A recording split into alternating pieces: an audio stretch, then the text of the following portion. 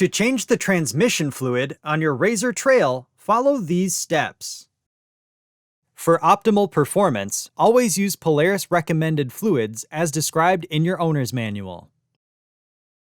Park the vehicle on a flat level surface in a well-ventilated area, and ensure it is in park. Next, place a drain pan underneath the transmission. Placing a rag in the bottom of the drain pan will help prevent the splashing of fluid. Then, clean the area around the fill plug on the back of the transmission. Remove the fill plug and set aside. Next, clean the area around the drain plug. Remove the drain plug and allow the fluid to drain completely.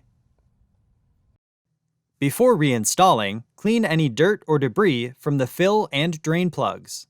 Inspect the O-rings on both plugs and replace if necessary. Reinstall the drain plug and torque to specification. Next, fill the transmission through the fill plug hole until fluid reaches the bottom threads and begins to spill out.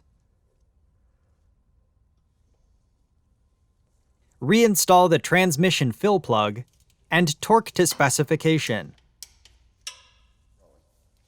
Clean any residual fluid off the vehicle and inspect for leaks.